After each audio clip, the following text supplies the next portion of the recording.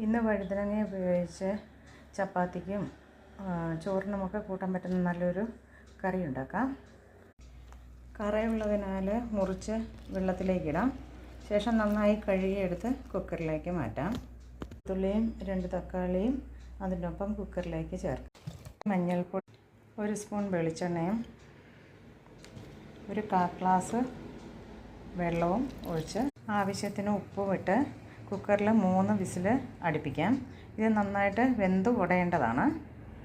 2 സവാള അരിഞ്ഞത്, 2 വറ്റൽമുളക്, 2 പച്ചമുളക്, ഇഞ്ചി കൊത്തി അരിഞ്ഞത്, കറിവേപ്പില. എണ്ണ ചൂടായി അതിലേക്ക് കടുകിട്ട് പൊട്ടി അതിന് ശേഷം ഇഞ്ചി കൊത്തി അരിഞ്ഞതും പച്ചമുളകും ഇട്ട് വഴറ്റുക. വറ്റൽമുളക് ഇട്ട് വഴറ്റുക. കറിവേപ്പില ഇടാം. കറിവേപ്പില ഇടേണ്ട ആവശ്യമില്ല. കറി വെച്ച് അവസാനം മല്ലിയില ഇട്ടാൽ മതി. എൻ്റെ കയ്യിൽ ഇപ്പം മല്ലിയില ഇല്ലാത്തത് കൊണ്ടാണ് ഞാൻ കറിവേപ്പില ഇട്ടത്. സവാള അരിഞ്ഞത് ചേർക്കാം. ഈ സവാള നന്നായിട്ട് വഴണ്ട് ഒരു ബ്രൗൺ കളർ വരെ ആകണം. സവാള ബ്രൗൺ കളറായിട്ടുണ്ട്. അതിനകത്തേക്ക് വേവിച്ച് വെച്ച വഴുതനങ്ങ ചേർക്കാം. നന്നായിട്ട് ഉടച്ചിട്ട് വേണം ചേർക്കാൻ. ഇത് വേവിക്കാൻ നേരത്തെ ഇതിനകത്തേക്ക് എക്സ്ട്രാ ഒഴിച്ച് കൊടുത്താൽ ആ വെള്ളം ഒന്ന് വറ്റി വരണം.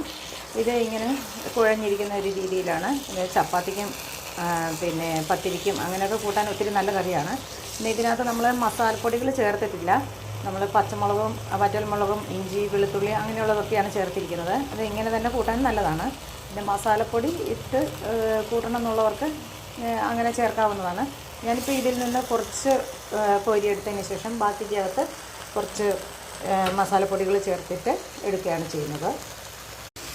നമുക്ക് ആവശ്യത്തിന് ഉപ്പ് ചേർത്ത് കൊടുക്കാം. ഞാനിതിനകത്തേക്ക് കുറച്ച് നെയ്യ് ചേർത്ത് കൊടുത്തു. നെയ്യ് ചേർക്കുമ്പോൾ നല്ലൊരു ടേസ്റ്റാണ്. കുറച്ച് മല്ലിപ്പൊടിയും മുളക് പൊടിയും ഒന്ന് ചൂടാക്കിയിട്ട് നമുക്കതുമായിട്ട് മിക്സ് ചെയ്യാം. അപ്പോൾ മല്ലിപ്പൊടിയും മുളക് പൊടിയൊക്കെ ഇട്ട് മസാലയിട്ട കറിയും ഇവിടെ റെഡി ആയിട്ടുണ്ട്. ഇപ്പോൾ ഇത് പാനിൽ നിന്ന് നന്നായിട്ട് വിട്ട് വരുന്നുണ്ട്, വെള്ളമൊക്കെ പറ്റി. അപ്പോൾ ഇത് ചപ്പാത്തിക്കും പിന്നെ പൂരിക്കും പത്തലിനുമൊക്കെ അടിപൊളി കറിയാണ്. പൊതുവേ വഴുതനങ്ങ കറിയൊന്നും ആർക്കും തീരെ താല്പര്യമില്ലാത്തതാണ്. ഇവിടെയും ആരും കൂട്ടുമൊന്നുമില്ല. പിന്നെ ഇങ്ങനെ കറി വെക്കുമ്പോൾ ഇത് കൂട്ടാൻ നല്ലതാണ്. അപ്പോൾ ഇതുവരെ ആക്കാത്തവരൊക്കെ ഒന്ന് ആക്കി നോക്കുക, അഭിപ്രായം അറിയിക്കുക കേട്ടോ.